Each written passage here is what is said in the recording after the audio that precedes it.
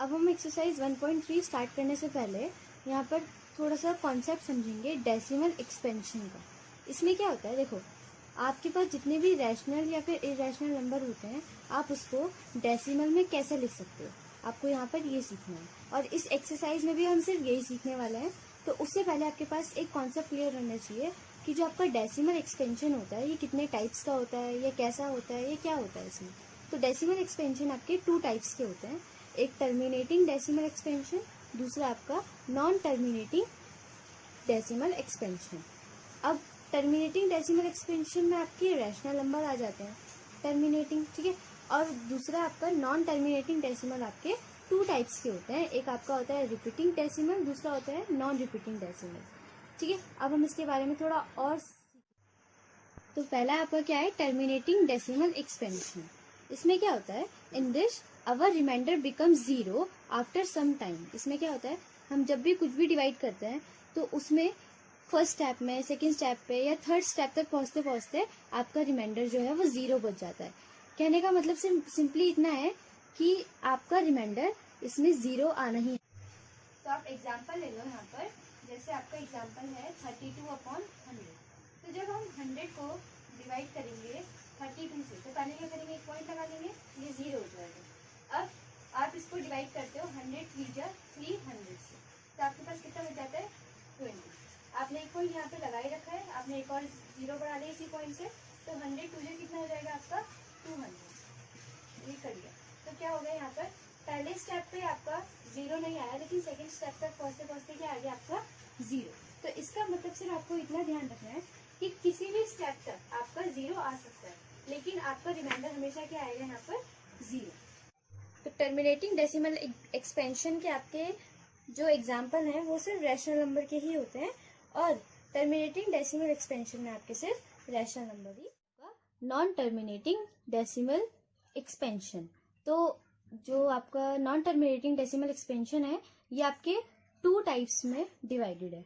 तो पहला क्या है आपके पास, नॉन टर्मिनेटिंग रिकरिंग और नॉन टर्मिनेटिंग रिपीटिंग एक्सपेंशन। आप इसको रिकरिंग भी बोल सकते हो, रिपीटिंग भी बोल सकते हो।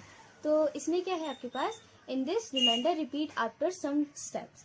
आपके पास जो रिमाइंडर आता है वो कुछ टाइम बाद ऐसा होता है कि वो बार बार आपका वही रिमाइंडर बचता है। अब आप इसमें एग्जाम्पल क्या ले सकते हो, 2/3। अब 2/3 जैसे आपने लिया था, तो 3 से आपने 2 को डिवाइड करा। अब 2 से तो डिवाइड हो नहीं सकता, 2 तो 3 से छोटा है आपका, तो आपने क्या करा, एक पॉइंट ले लिया बाहर और यहाँ पर एक 0 बढ़ा दिया। अब ये 20 बड़ा हो गया, तो आपने क्या करा, 3 6 8। तो नीचे आपके पास कितना बच जाएगा, यहाँ पर 2 आ गया। अब आपके पास एक पॉइंट तो पहले से लगा था, आपने फिर 0 बढ़ा लिया। अब फिर से 3 6 18, फिर से आपके पास क्या बच जाएगा आंसर 2। तो देखो पहले भी क्वेश्चन में क्या था 2, दूसरी बारी में भी क्या आया 2, अब फिर से रिमाइंडर आपको क्या आ गया 2। इसका मतलब क्या है कि आपका रिमाइंडर बार बार रिपीट। अब आता है आपके पास non terminating non repeating expansion. In this remainder never 0 nor repeat. इसमें क्या होता है, आपके पास जो आपका रिमाइंडर है ना वो कभी 0 आता है ना ही कभी वो रिपीट होता है। और आप इसका सबसे बेस्ट एग्जाम्पल दे सकते हो आपकी पाई की वैल्यू।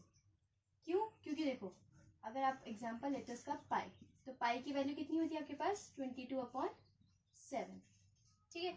और जब हम इसको डिवाइड करते हैं, तो आप जो 7 को डिवाइड करोगे 22 से, तो आपके पास रिमाइंडर बचता है 3.14257 और ऐसे ही चलते जाते हैं। तो आप अगर इसे ध्यान से देखो तो आपके पास रिमाइंडर 0 तो आया नहीं है ना, और दूसरा आपका आंसर क्या आया 3.14257 और चलता ही जा रहा है। तो इसमें देखो एक भी नंबर आपका रिपीट नहीं हुआ है, तो ना ही आपका नंबर रिपीट होता है और ना ही आपका रिमाइंडर 0 आता है। और ऐसे नंबरों को हम किस में लाते हैं, non terminating non repeating expansion. और आपके एग्जाम्पल, तो आपके non terminating non repeating expansion किस में होते हैं, ये आपके होते हैं इरेशनल नंबर में, ये आपके रैशनल नंबर्स में नहीं होते।